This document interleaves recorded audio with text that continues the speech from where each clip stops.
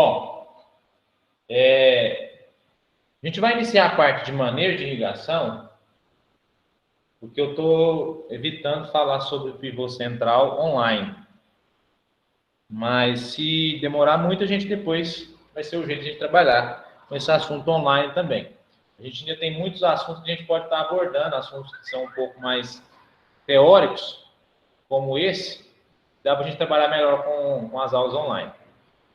Na sexta-feira, vou organizar um resumo, para a gente fazer uma espécie de revisão, para ver se na semana que vem a gente consegue fazer uma atividade já valendo ponto.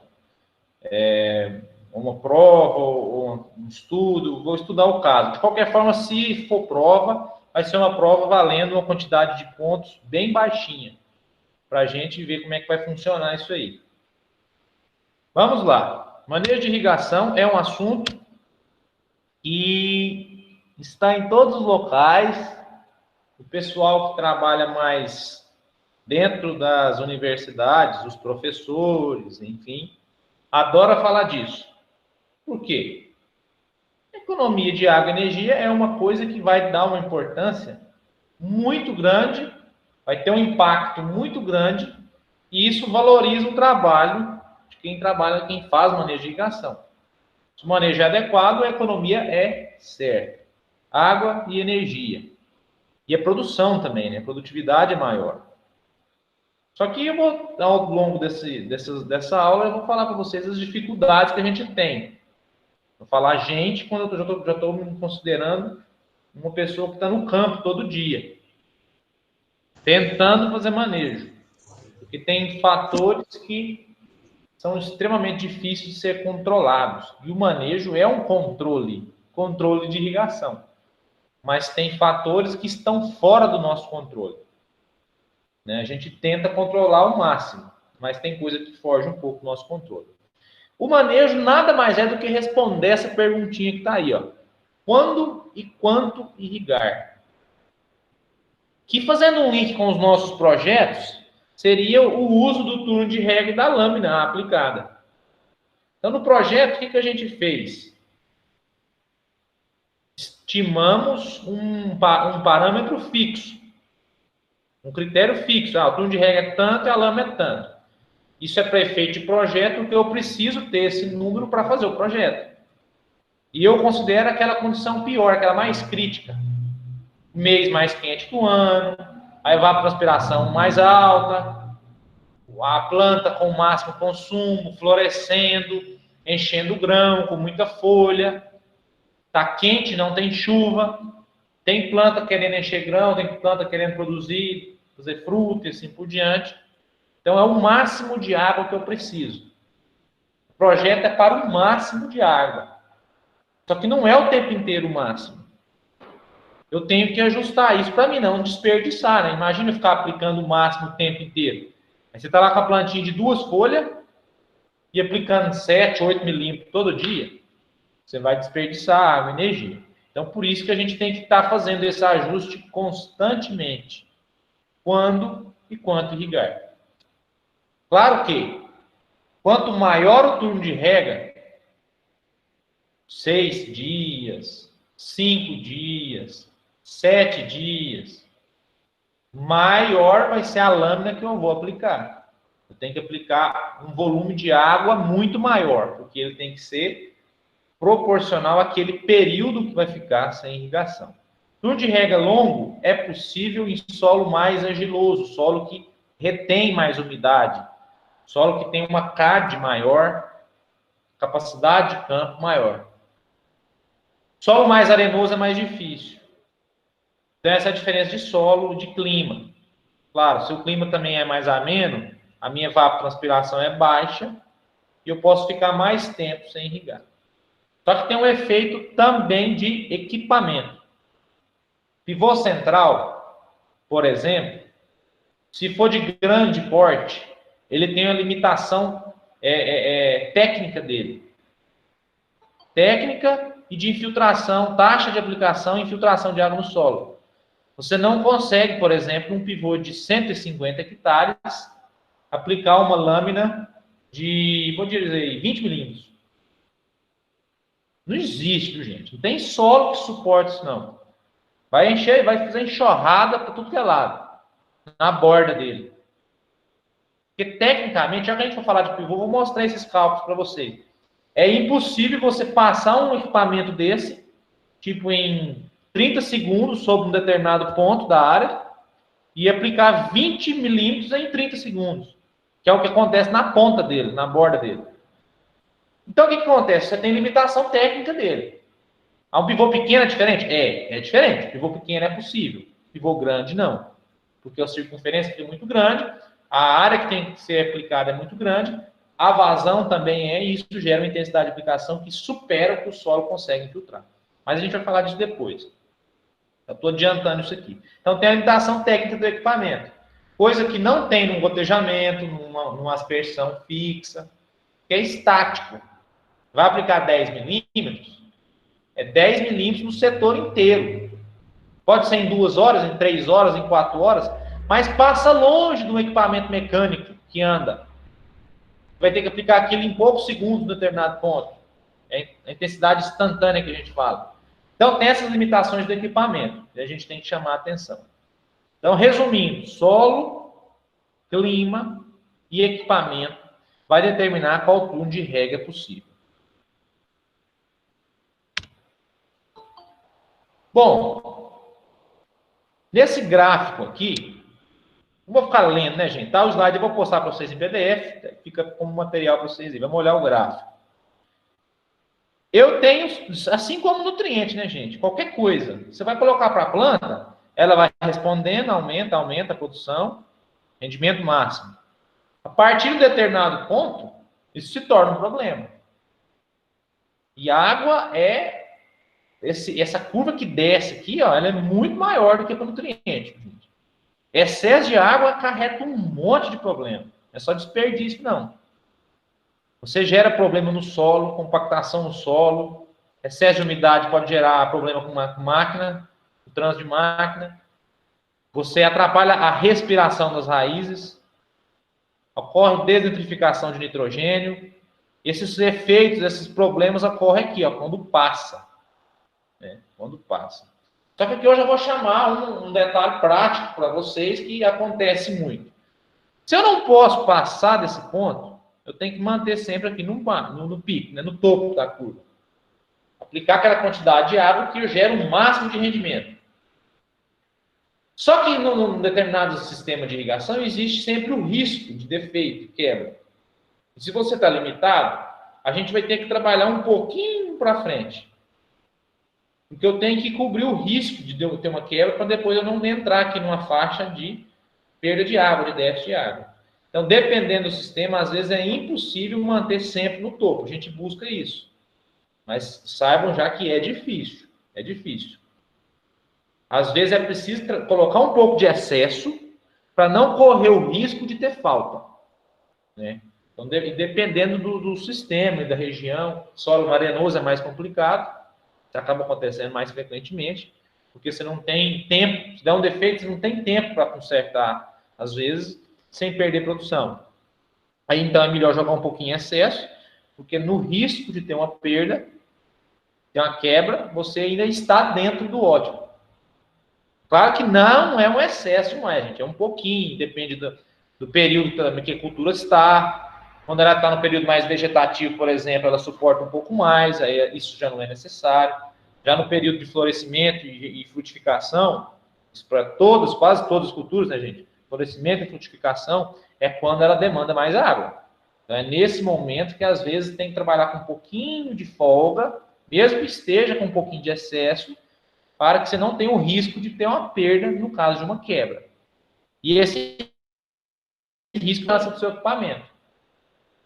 Tem um equipamento reserva, no caso de bomba hidráulica, motor, você tem motor reserva, você tem bomba reserva, sua energia é boa, você tem gerador a diesel, no caso de faltar energia, tem como colocar um gerador lá para acudir, para salvar aquele momento, aquele período. Então, tudo vai depender desses detalhes mais ligados ao equipamento.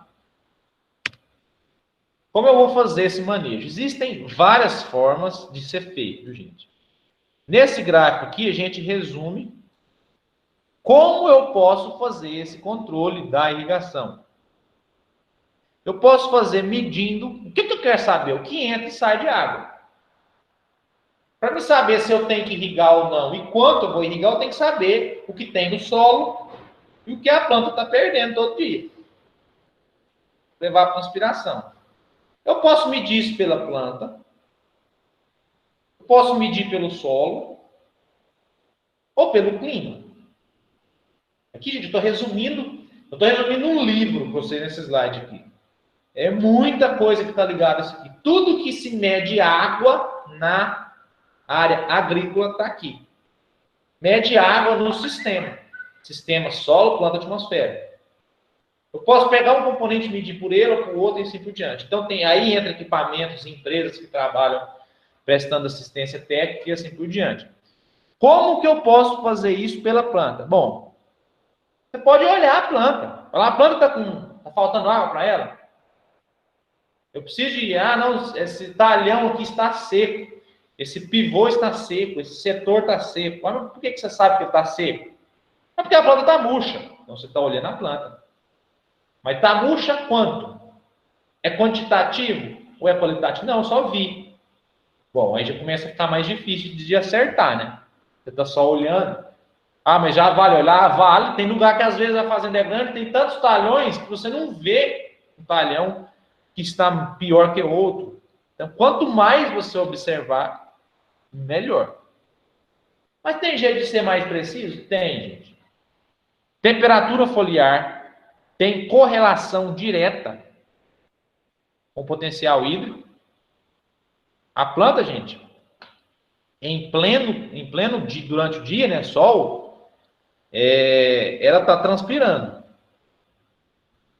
Ela está transpirando para manter a temperatura. Tem outras coisas que é usar, fluxo de massa, leva nutriente, enfim, tem um punhado de evento fisiológico ligado a essa passagem de água na planta. Mas principalmente em termos físicos, isso ocorre porque senão ela pega fogo. A gente não soa. Você vai jogar a bola no sol quente, vai praticar um esporte no sol quente, você não vai ter a transpiração. Aquilo é para manter a temperatura corporal dentro de determinado limite. Mesma coisa acontece com a planta. Porque a planta está lá no sol quente e ela não torra. Se ela tiver água, ela não. Porque a água mantém as folhas, temperatura foliar, dentro daquela da temperatura fisiológica que ela precisa. Porque a evaporação da água puxa calor, né, da folha. Então, esse é o primeiro evento físico necessário da transpiração. Então, se você for lá e medir a temperatura e ela estiver mais quente que o normal, você fizer uma correlação, você consegue saber se está com pouca água, muita água ou pouca água. Mas não é muito usado. Né? Estou citando que existe essa possibilidade, é mais questão acadêmica, de pesquisa, mas não é muito usado no campo. Outra coisa, potencial de água na folha. Eu coloquei em negrita aqui os dois que eu considero mais... não é muito usado na medição via planta, mas os que seriam mais usados. Tem uma bomba chamada bomba de Scholander, é um equipamento que tem a imagem dele aqui, que é usado para isso. Está aqui, ó. Você mede a pressão necessária para tirar a água da folha. Então, quanto mais túrgida está a folha, menor essa pressão. Ou seja, mais fácil é tirar a água da folha. Ou seja, você coloca a folha ali, gente, e bota a pressão de fora para dentro, expulsando a água da folha. Então, se ela está túrgida, você mede a pressão necessária, vai ser pequena. Se ela está murcha, a pressão necessária vai ser muito maior. E então você correlaciona o quanto essa planta está túrgida ou murcha em função dessa pressão. É usado muito pouco, gente. Pesquisa. Está ligado mais aos fisiologistas, essa bomba aí. Está mais ligado a quem faz trabalho com pesquisa de fisiologia vegetal. Mas está associado ao manejo de irrigação. Você pode fazer manejo de irrigação se você tiver um equipamento desse? Pode. Vai ser difícil, porque não é automático. Precisa de ter uma habilidade para usar esse equipamento, precisa ter um treinamento. Então, não é muito usado, né, gente? O pessoal não usa nenhum tensiômetro para usar um equipamento desse. Então, é difícil. E tem outros aqui que eu não vou citar, porque senão a gente não termina essa aula nunca, porque isso aqui é matéria para um semestre inteiro. resistência estomática, se o estômago está mais fechado, ela está mais murcha, né? Grau de turgescência, diâmetro do caule, tem algumas plantas que têm correlação, né? Se o caule está com mais água ou não, fluxo de seiva. Então, tem várias coisas aqui ligadas. A própria umidade, né? Conteúdo relativo de água na planta, você vai lá e seca, leva ela para a estufa. Mas isso tem um efeito muito grande do horário do dia que você faz isso, viu, gente? Então, se você pegar de manhã, tá de um jeito, então você tem que padronizar essa coleta, tem que ser sempre no mesmo horário. Então, tem um punhado de critério aqui que dificulta, porque são medidas mais precisas, mais ligadas à pesquisa. Tá, vamos pular aqui para o solo. Potencial de água crítico para a cultura. Então, como é que eu vou medir o solo? Umidade que ele tem. Eu quero saber quanto por cento de água que ele tem. Se a minha capacidade de campo é de 30%, eu posso ir lá e pegar uma amostra e levar para a estufa. Peso antes, vejo quanto que tinha de água, levo para a estufa, seca e peso de novo. A diferença, né, entre antes e depois é o que tinha de água. Calcula em porcentagem do volume, você sabe quanto que é. Se chegar a um determinado ponto, que é crítico para as culturas, você vai irrigar. Então, acompanhando o solo, sabendo qual que é a umidade crítica, sempre que ela for atingida, você irriga. Então vamos supor que... Aí você pode converter para milímetros, né, gente? Vamos supor que a capacidade de campo é 40 milímetros. E seu ponto crítico é 20 milímetros. Aí você acompanha. Quando chega em 20 milímetros, você aplica mais 20. E chega nos 40. Então, medindo a umidade do solo. Como que eu vou medir a umidade do solo? Estufa, micro-ondas, tensiômetro. O tensiômetro. Vamos ver a fotinha dele. É muito usado. O tensiômetro talvez seja uma das formas mais usadas de fazer manejo de irrigação. Mas como que o tensiômetro mede a umidade do solo? Na verdade, é uma medida indireta. Você quer saber quantos por cento de água tem no solo. Mas você faz isso medindo a tensão do solo. O potencial dele é por pressão. Quando você instala o tensiômetro, está cheio de água. Na medida que o solo vai secando, a água vai saindo nessa cápsula porosa. Ao sair de dentro desse tubo, vou chamar de tubo aqui, de forma simples. Como não entra ar, isso aqui é hermeticamente fechado, a pressão aqui dentro vai diminuindo, ela se torna negativa. A gente vai lá e mede isso. E gera uma tabela, uma curva. Tanto de pressão equivale a tantos por cento de umidade. 15 kPa equivale a 20%. 20 kPa equivale a 25%, e assim por diante. Então, a gente correlaciona pressão com umidade. É um equipamento muito usado. E tem outros sensores aqui. Não vou citar sensor porque tem um monte. Sensor ligados à condutividade elétrica. Sensor também, esse aqui é ligado à cápsula de porcelana. Ligado à pressão. Então, tem equipamentos que são calibrados conforme dado o solo. Tem vários no mercado. Se vocês entrarem na internet, no Mercado Livre, vocês vão encontrar vários. O que é a dificuldade de usar esses equipamentos mais eletrônicos? Eles falham muito. Eu mesmo comprei um equipamento desse recentemente e ele começou a medir até bem.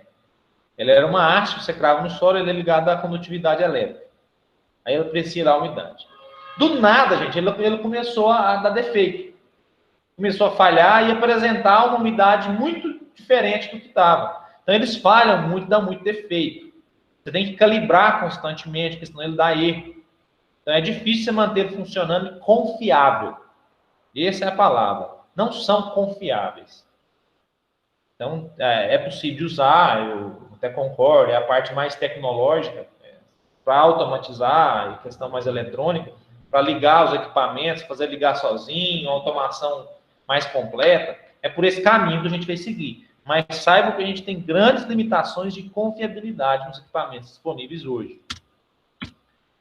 Bom, tá. Então a gente pode medir o solo, pode fazer o manejo com o solo. O solo secou, chegou a um determinado ponto, e a partir do qual a planta vai sentir, eu vou irrigar. Mas ainda não é muito usado, mas ainda não é o mais usado. O mais usado está aqui, ó, no clima. que é o clima? Você vai medir o que perde. Eu falo o que perde porque a gente faz um balanço, né? Entre o que entra e entre o que sai no solo. Medir o que entra é muito fácil. Pluviômetro você mede a chuva. O mesmo pluviômetro você pode medir a irrigação. Irrigação você sabe o quanto que ela aplica também. Então o que entra é fácil. A água que entra é fácil. E o que sai? Aí você tem que fazer, de alguma forma, a estimativa da evapotranspiração, que é o parâmetro de saída. Ah, mas tem a percolação? Tem, mas a gente não vai fazer irrigação, a gente não prevê isso. A irrigação, eu quero concentrar ela toda na minha evapotranspiração. Eu não quero ter escoamento superficial ou drenagem, que seria um excesso, seria uma perda de eficiência. A gente considera a eficiência no cálculo, claro, mas o que eu tenho que medir é a evapotranspiração. Eu medir a evapotranspiração, faço um balanço hídrico.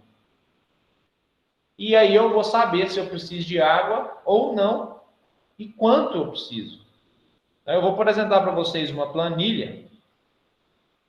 Até o pessoal que já fez climatologia comigo, eu apresentei uma planilha para vocês. A gente vai lembrar dela novamente. Vamos usar ela. Ver como é que a gente faz balanço hídrico. Tem softwares que fazem isso.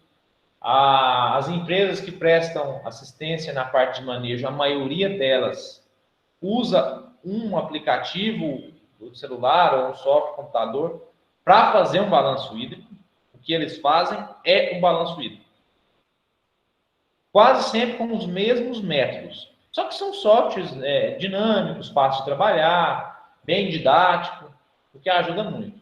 A gente pode fazer o mesmo na planilha de Excel. É um pouquinho mais trabalhoso, mas é possível ser feito.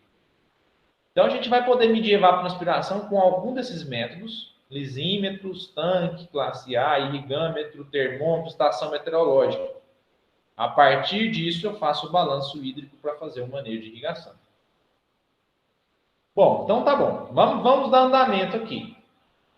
Eu não vou postergar muito, gente, porque senão vai ficar muito cansativo. Mas, pelo menos essa parte de clima aqui, a gente vai tentar terminar hoje.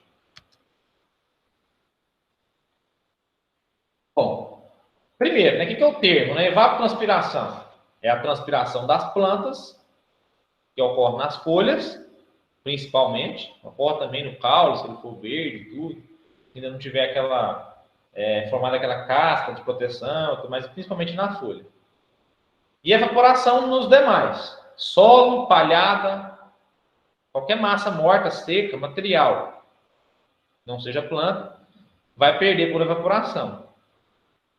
Como eu não sei diferenciar um no outro, a gente chama de evapotranspiração a soma dos dois. E o que me interessa é a soma. Não vou falar aqui que é questão mais fisiológica, mas é claro. Tem importância fisiológica gigante, gente. Então, a passagem de água, além de manter a temperatura da folha, tem a questão do fluxo de massa. Eu gosto de chamar a atenção do fluxo de massa porque a gente lembra dos nutrientes.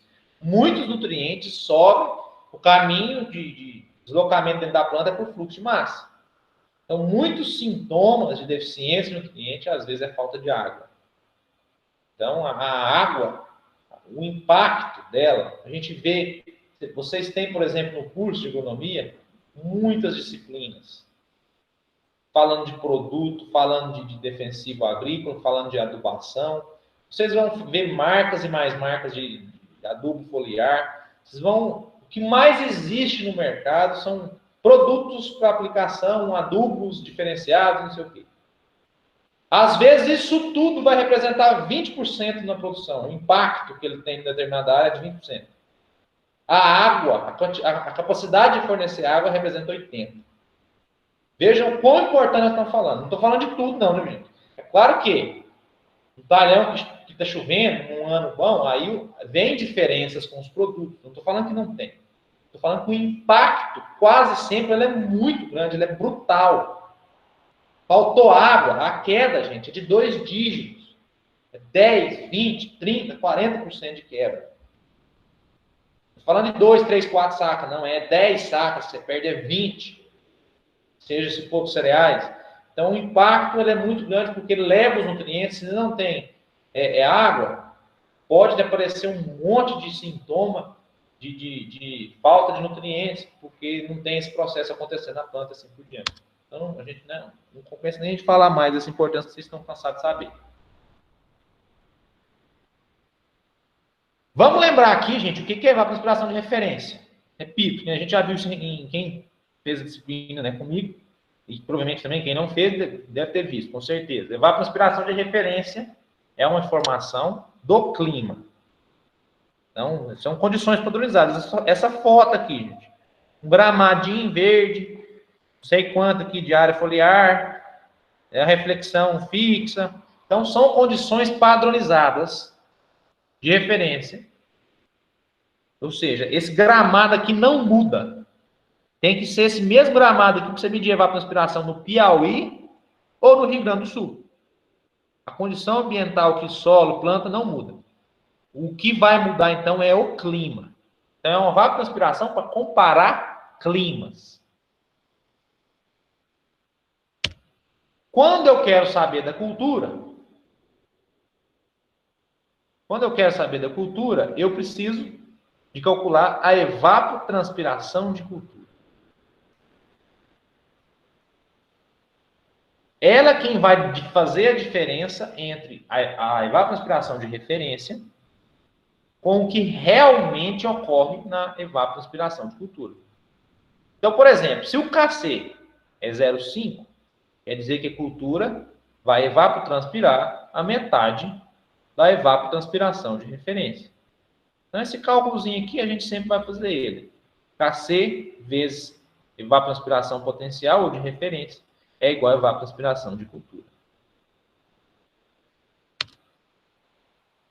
Aqui o cálculo de novo, ela depende do IAF, principalmente, é o índice de área foliar, nada mais é do que a proporção, né, a divisão, a razão entre área foliar por um metro quadrado de solo, né, área foliar sobre área de solo que está sendo ocupado.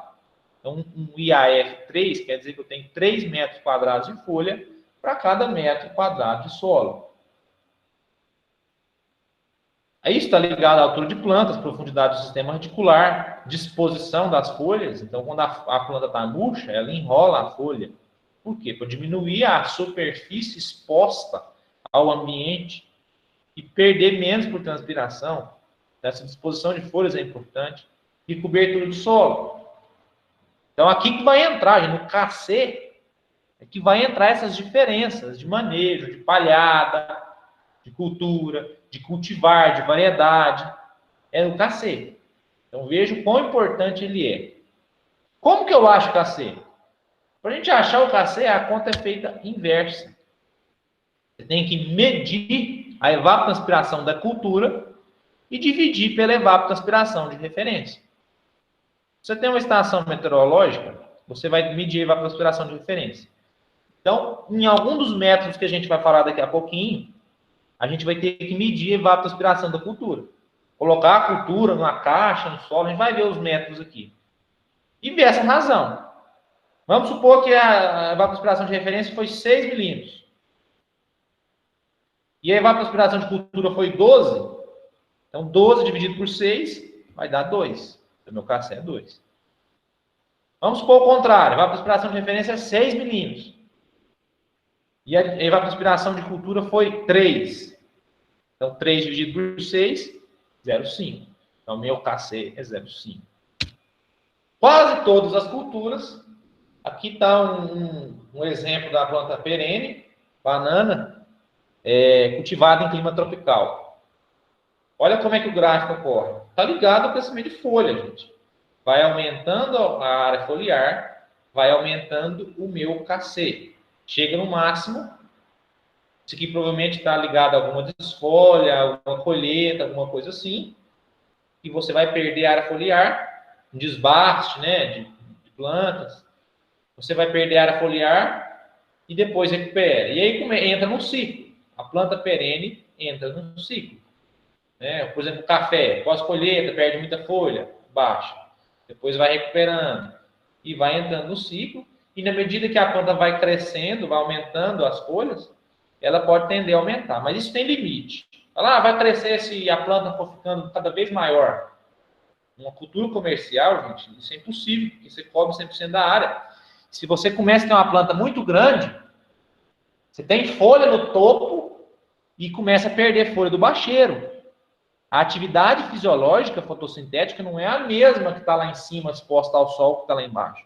Então, uma coisa compensa a outra. Por isso, tem limite. Ela atinge o máximo e começa a entrar no ciclo. Por mais alta que ela esteja. Porque quando está muito grande, as folhas de baixo estão sombreadas. E elas, então, não têm a mesma atividade fisiológica e teria, né, a planta que está lá no sol. Então, isso aqui é um exemplo de planta perene. E aqui futuros anuais, né, um exemplo muito semelhante. Ó, começa com 0,4, 0,5, aumenta conforme o crescimento da planta, atinge o máximo, que é geralmente no florescimento e frutificação, enchimento de grãos, e depois reduz. Na medida que a planta começa a perder folha, já começa a entrar em senescência, já dependendo aqui do lado da colheita, você teria aqui uma redução desse consumo.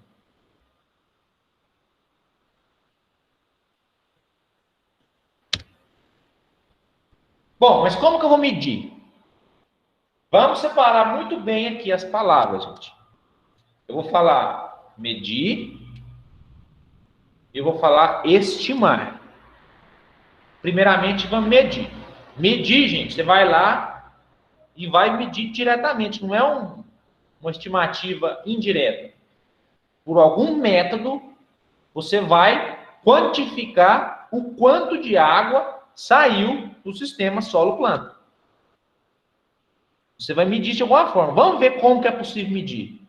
Eu estou falando isso porque eu não vou medir com uma equação.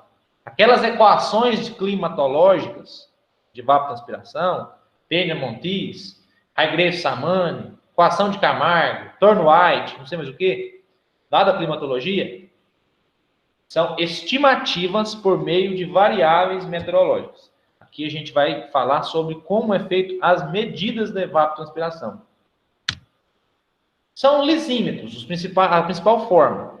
Tem como fazer outros métodos sem ser lisímetro? Tem. Muito pouco usado. Né? Que é um balanço via amostragens de solo, é possível ser feito. Eu vou citar de maior exemplo aqui. Que é medindo as umidades do solo em várias profundidades e vai fazendo uma quantificação da água que está descendo para as camadas mais profundas e tirando a diferença por aquela perda de umidade nas camadas superficiais. É possível fazer esse balanço. São experimentos difíceis de ser feitos, tanto esse que eu citei de exemplo, quanto os lisímetros. É por isso que pouca gente se arrisca, né, a trabalhar com essa área, porque é difícil os experimentos, tem que montar uma estrutura mesmo para fazer o trabalho. E por questão estatística tem que ter repetição, então se torna algo que geralmente custa dinheiro, muita mão de obra, o pessoal evita, né? Vamos lá. O lisímetro é uma caixa, vamos chamar de caixa, um cubo de solo, e você vai medir a água que sai dali. Né? Então, tanques, né? Tanques, caixas que você vai medir.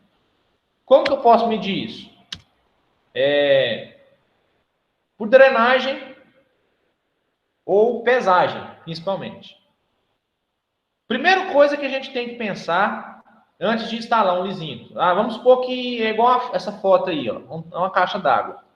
E você vai medir o quanto de água que sai nessa caixa. Primeira dificuldade e erro. Efeito oásis. Você não pode colocar essa caixa sozinha no meio do nada. Toda borda de área irrigada, gente, ela tem um efeito lateral. Você perde água pelo solo, que está mais seco, tem um deslocamento de fluxo lateral no solo, então a água sai da borda e vai para o solo seco.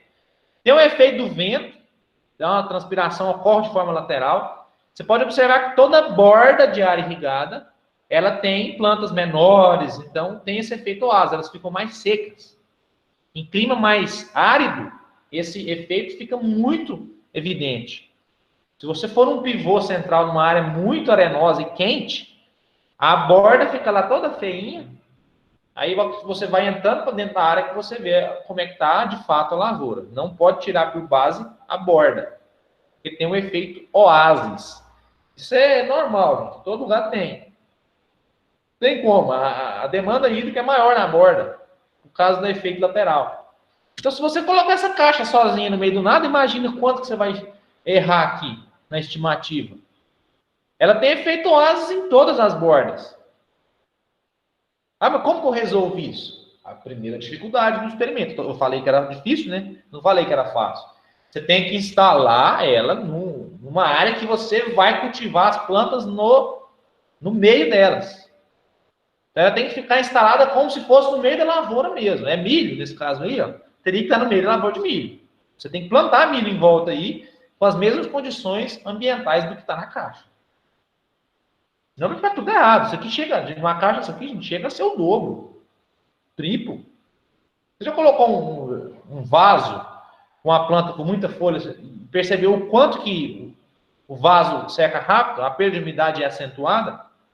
É o mesmo caso. O efeito oásis está em todos os lados aqui. Então é a primeira dificuldade. Tem que ser instalado no meio da cultura, simulando uma lavoura mesmo. Primeiramente, o vizinho de drenagem.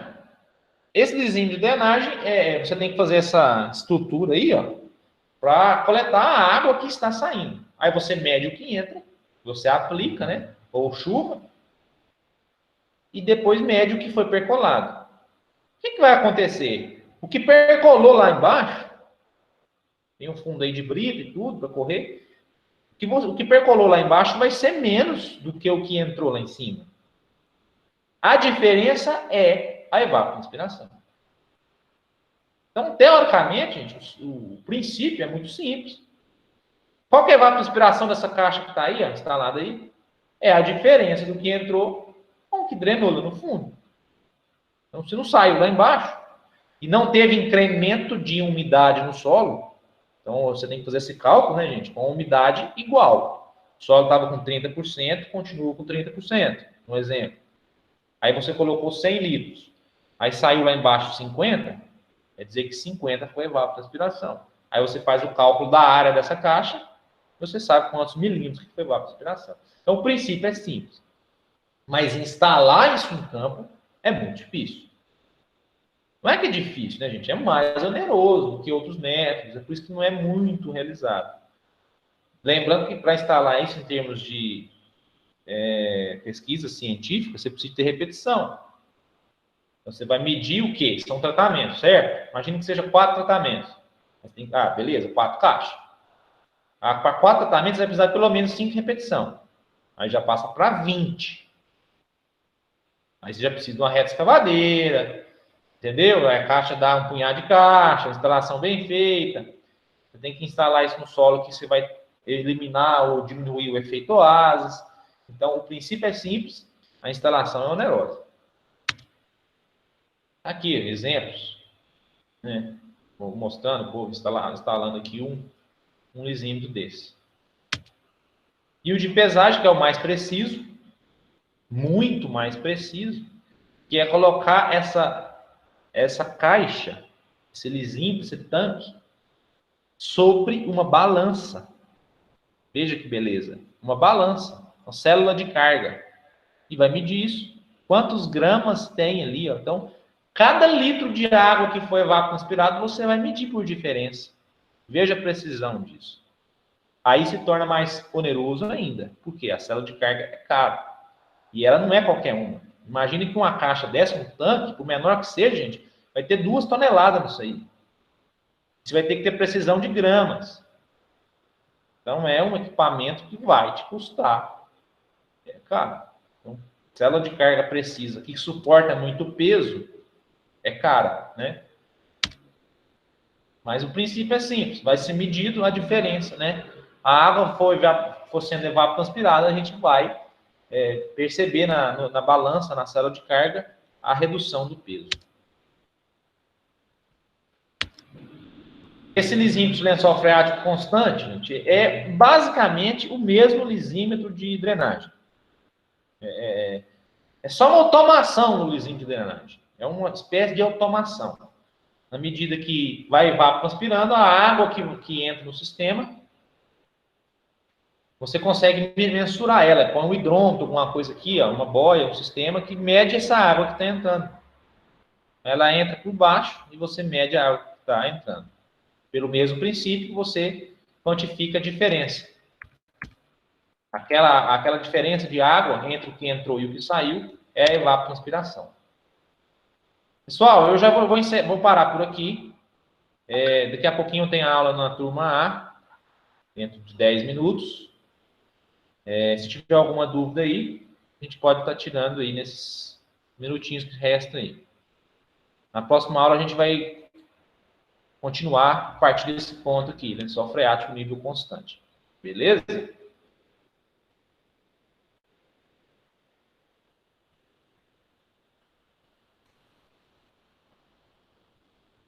Alguma dúvida, gente?